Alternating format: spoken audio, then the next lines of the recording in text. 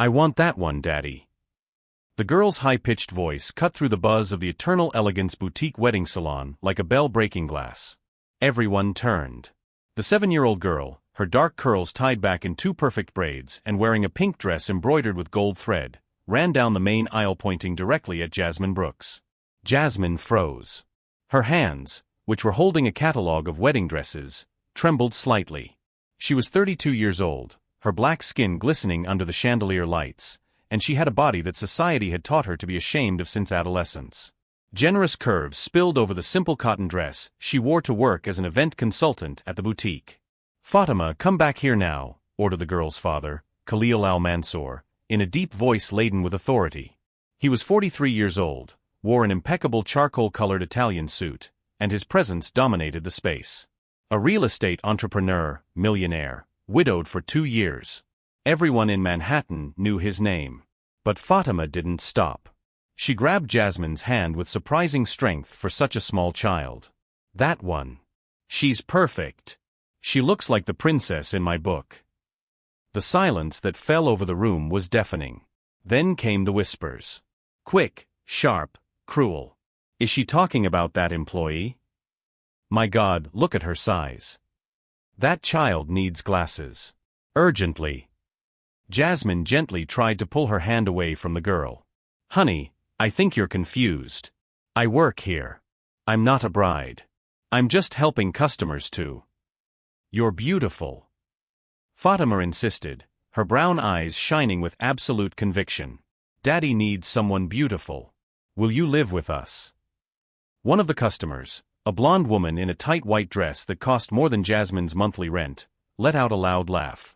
"That's the saddest thing I've ever seen. Poor child.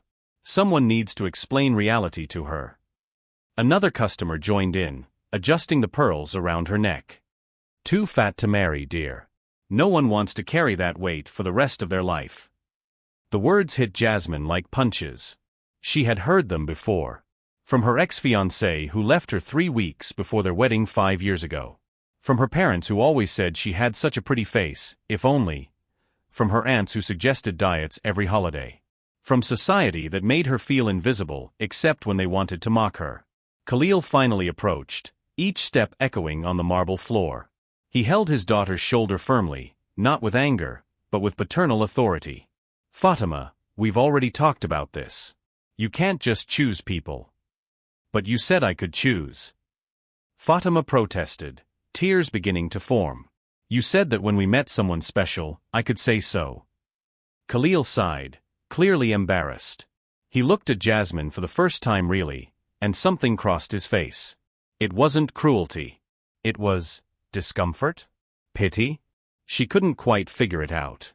"Sorry for the inconvenience," he said formally, his voice carrying a slight but noticeable Arabic accent. "My daughter has a very active imagination. Let's go, Fatima." "No." The girl clung tighter to Jasmine. "She's the one. I know she is." The boutique owner, Madame Rousseau, a 60-year-old Frenchwoman with silver hair pulled back into a tight bun, appeared like a hawk swooping down on its prey.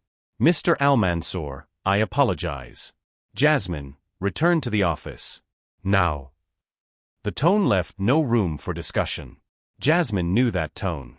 It was the same one they used when they wanted to hide her from important customers, when they thought her presence detracted from the aesthetics of the boutique. She crouched down in front of Fatima, ignoring the stares, ignoring the whispers that were growing louder. "You're very sweet," she said softly, with a smile that hid the pain. "But your daddy is right. I work here. I'm not a princess. I'm just me." "You're beautiful just the way you are," Fatima insisted with childish stubbornness. Jasmine felt tears burning her eyes but held them back. "Not here. Not in front of these people." She stood up, gently released the girl's hand, and walked toward the back hallway. Each step weighed a ton. Behind her, the laughter started again. "Too fat to marry," someone hummed softly. Others laughed. What none of them knew, what Khalil al-Mansour would discover in the next 24 hours in a way that would change everything, was that Jasmine Brooks wasn't just an event consultant. She was the secret founder of Brooks & Associates, the luxury event planning agency that was about to sign a $15 million contract with Khalil's business group to organize the series of launch events for his new real estate venture. And the launch event was starting tomorrow, with Jasmine as creative director. The woman he and his daughter had just publicly humiliated, without knowing it, was the only person capable of saving the project that would define Khalil's business legacy. If you're following this story of twists and justice, don't forget to subscribe to the channel, because what happens when the most powerful man in the room discovers he has completely underestimated the wrong person will redefine the meaning of consequences. Jasmine could barely hold back her tears until she reached the small office at the back of the boutique. Madame Rousseau followed her, closing the door with unnecessary force. "What were you thinking?" the Frenchwoman hissed, crossing her arms. "Mr. Al-Mansour is one of our most important clients. His company spends over $200,000 a year here. And you allowed that child to cause a scene." "I didn't allow anything," Jasmine replied, quickly wiping her eyes. "I don't care. You know the rules. Consultants stay behind the scenes. Especially," Madame paused, choosing her words with venomous care. "Especially when your presence can make clients feel uncomfortable." Jasmine bit her lip hard enough to taste blood. 5 years working there. 5 years organizing the most luxurious weddings in New York. 5 years being hidden away like a shameful secret. "I understand," she said in a controlled voice. "Good. Now go home. Come back tomorrow when the situation has cooled down." Jasmine grabbed her bag and left through the back door, as she always did. Never through the front entrance. Never where clients could see her leave. She was good enough to plan their million-dollar events, but not pretty enough to be seen. Her apartment was 20 minutes away by subway. Small, but organized. Walls covered with inspirational quotes, clipboards with projects, sketches of elaborate decorations. This was her sanctuary. The place where Jasmine Brooks, the woman too fat to marry, transformed into J.B. Brooks, the creative visionary behind Brooks and Associates. She had founded the company 3 years ago, operating completely behind the scenes. She used assistants for face-to-face meetings, conducted negotiations by email, and kept her identity protected by strict NDAs. Not because she was ashamed of what she did, but because she knew exactly how the world would treat her if they knew who was behind the success. Her phone vibrated. A message from Catalina Reyes, her business partner and best friend since college. "Jazz, I just left the meeting with Al-Mansour's team. They confirmed it. Event tomorrow, 6 p.m. 15 million on the table. This is the biggest contract in our history. Are you ready?" Jasmine looked in the mirror. Her face was swollen from crying. Her eyes were red. The echo of the words "too fat to marry" still reverberated in her mind. Then she took a deep breath and typed, "More than ready." What Khalil Al-Mansour didn't know was that tomorrow's launch event wasn't just important. It was absolutely critical. He had promised investors an unforgettable and revolutionary experience to launch Skyline Towers, the most ambitious residential skyscraper project in Manhattan in 20 years. And he had staked his personal reputation on it. If the event failed, investors would back out. 3 years of work would come crashing down. His legacy as a businessman would be permanently tarnished. Jasmine knew all this. She had studied every detail of the project, every investor, every pressure point. Because that was how she worked. Knowledge was power. And she was about to use every ounce of that power. That night, as she reviewed the final plans for the event, her phone rang. Unknown number. "Hello. Miss Brooks." The voice was male, formal. "My name is David Chun, assistant to Mr. Khalil Al-Mansour. He would like to have a meeting tomorrow morning at 9, before the evening event." Jasmine paused. "A meeting? About what?" He didn't specify. He just said it's urgent. "I see. I'll be there." After hanging up, Catalina called immediately. What was that about?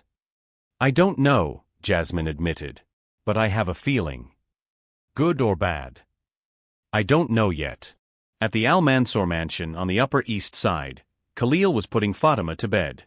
The girl had cried for an hour after they left the boutique, insisting that he had let the perfect princess get away. "Daddy," she whispered, clutching his arm. Why were people mean to her? Khalil sighed. Sometimes adults are cruel for no reason. You were cruel too. The words hit him like an arrow. I wasn't cruel, Habibti. Just polite. You didn't defend her, Fatima said with devastating childlike simplicity. Mommy would have defended her. Khalil was silent. His late wife, Soraya, truly would have. She had a fierce sense of justice, a compassion he sometimes envied. And since she had died of cancer 2 years ago, he felt as if an essential part of him had died too. Sleep now, he said softly, kissing her forehead. But as he left the room, the image of Jasmine returned. The way she maintained her dignity even as tears glistened in her eyes. The kindness with which she spoke to Fatima despite the humiliation. There was something there. Something that bothered him deeply. The next day, everything would change. And Khalil Al-Mansour would learn that underestimating someone can cost more than money. It can cost everything. The morning arrived cold and clear. Jasmine entered the corporate office of Al-Mansour Holdings at 9 o'clock sharp, wearing an impeccable navy blue blazer and carrying a leather briefcase with all the documents for the event. Catalina accompanied her, acting as her representative, as they always did in face-to-face meetings. David Chun greeted them at the reception desk. Miss Reyes, Miss Brooks. Please follow me. Jasmine noticed how he addressed Catalina first, who was slim, tall, and conventionally attractive. It was always like this. People automatically assumed Catalina was the boss. The conference room occupied the 20th floor with a panoramic view of Manhattan. Khalil was standing near the windows, talking on the phone in Arabic, his voice tense. When he saw them enter, he quickly hung up. Miss Reyes, he greeted her with a firm handshake. Then his eyes met Jasmine's and something crossed his face. Recognition. Shock. Discomfort. You, he said simply. I, Jasmine replied, her voice as calm as glass. Catalina stepped forward with a professional smile. Mr. Al-Mansour, allow me to formally introduce J.B. Brooks, founder and creative director of Brooks & Associates. The woman behind every event your company has contracted in the last 18 months. The silence that followed was absolute. Khalil looked from Catalina to Jasmine, processing. You are J.B. Brooks. I am. The person I negotiated with via email? The one who designed every concept, every detail. The same. Khalil ran his hand through his hair, clearly shaken. I didn't know. The contracts, the meetings, you never showed up in person. By design, Jasmine said coolly. I've found that people take my work more seriously when they don't see me first. The implication hung in the air like smoke. Khalil had the decency to look embarrassed. About yesterday, he began. No need, Jasmine interrupted. I'm here to discuss today's event. I imagine that's why you called me in. Khalil hesitated, then nodded. Yes. There have been complications. The caterer cancelled this morning. Permit issues. And the lighting system we ordered is stuck in customs. Without those two things, the event can't happen. I know, Jasmine said calmly. You know. I received the notifications at 6 this morning. I've already solved both problems. Replacement vendor confirmed, permits issued. As for the lighting, I have backup equipment that my team is installing on site right now. Khalil stared at her. How did you? It's my job to anticipate problems and have solutions ready. That's why you pay me $15 million, Mr. Al-Mansour. Catalina hid a smile. She knew exactly what Jasmine was doing. Establishing power. Showing that she was indispensable. Khalil's phone vibrated. He glanced at the screen and paled. Excuse me a moment. He left the room quickly. Catalina whispered, he's completely disarmed. Good, Jasmine replied. Outside, through the frosted glass, they could hear Khalil's raised voice. He returned minutes later, his face transformed from concern to barely contained panic. We have a bigger problem, he said, his voice rough. 3 of our main investors just called. They saw the video. What video? Catalina asked, but Jasmine already knew. Khalil turned the laptop on the table. On the screen was an Instagram video with 2 million views. Filmed yesterday at the boutique. It showed Fatima picking on Jasmine. It showed the customers laughing. It showed Khalil taking his daughter away without saying anything in Jasmine's defense. The caption read, "Arab billionaire allows customers to humiliate black employee in front of his daughter. This is NYC's 1%. It's going viral," Khalil said, his voice breaking. "3 investors are threatening to pull funds if I don't make an immediate public statement. My reputation is being destroyed in real time." Jasmine watched the video calmly. She saw her own pain recorded there. She saw the tears she tried to hide. She saw the casual cruelty of people who thought they were above consequences. "How much is the Skyline Towers project worth?" she asked. $350 million, Khalil replied automatically. "But without these investors, it collapses." "And how much is your personal reputation worth? Your legacy?" Khalil stared at her, realizing where she was going. "What do you want?" Jasmine stood up, walking to the window. The city stretched out below, indifferent to human dramas. "I want you to understand something, Mr. Al-Mansour. Yesterday, you stood by silently while I was humiliated. Not through active cruelty, but through passive indifference. You taught your daughter a terrible lesson in that moment." "I know," he said softly. "And I regret it. Regret doesn't pay bills. It doesn't erase pain. And it certainly doesn't save $350 million projects." Catalina watched, fascinated. Jasmine rarely showed this side of herself. Cold. Calculating. Powerful. "What do you want?" Khalil repeated, this time as a plea. Jasmine turned away. "I want today's event to go off perfectly. I want my $15 million paid in full, plus a $5 million bonus for crisis management. And I want you to make a public statement tonight, at the event, in front of all the investors, the press, and New York society." "Saying what?" "The truth. That you were wrong. That you allowed prejudice to happen under your watch. And that the woman your daughter chose yesterday is the same woman who saved your event, your reputation, and your legacy today."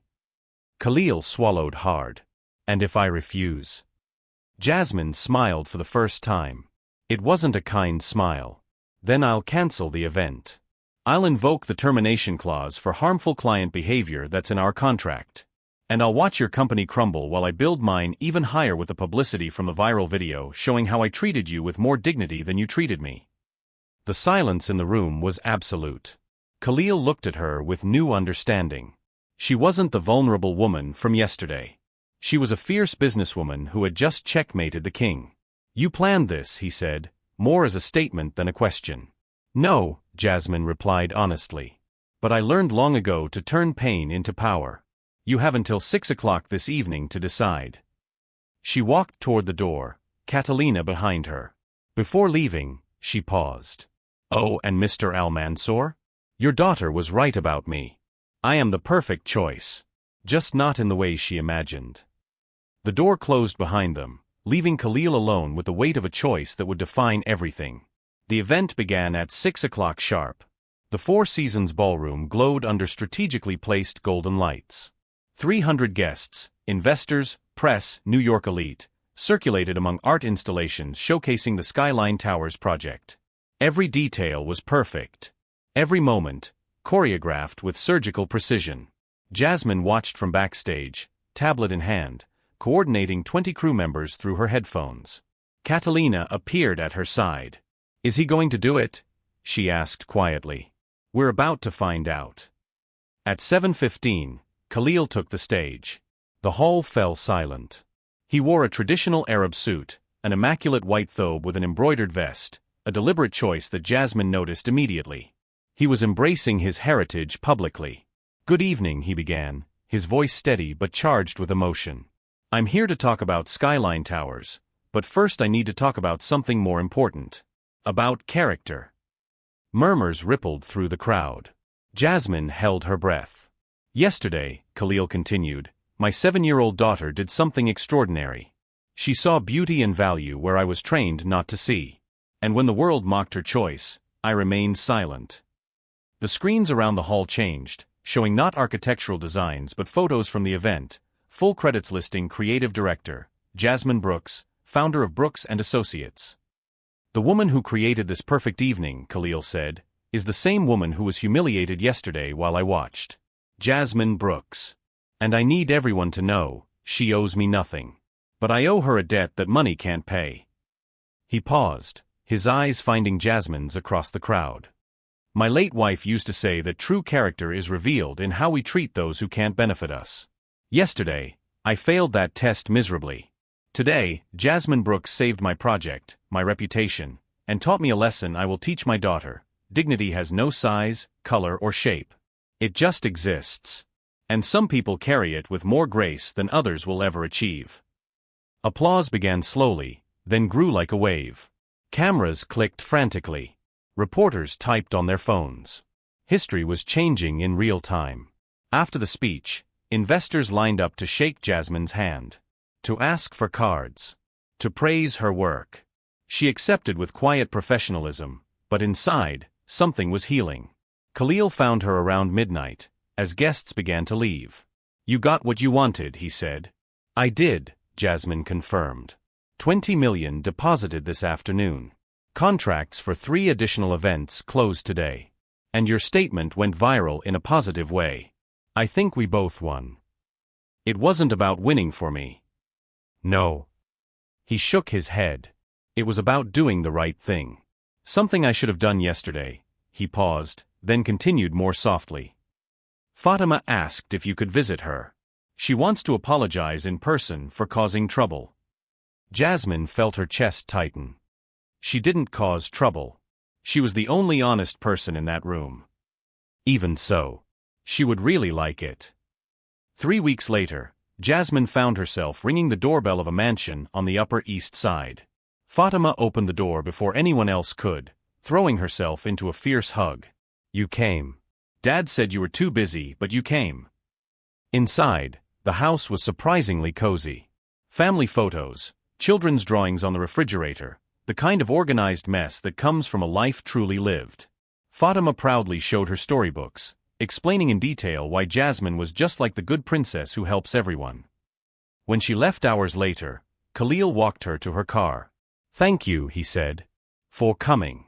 For giving her this memory." "Thank you for letting me," Jasmine replied.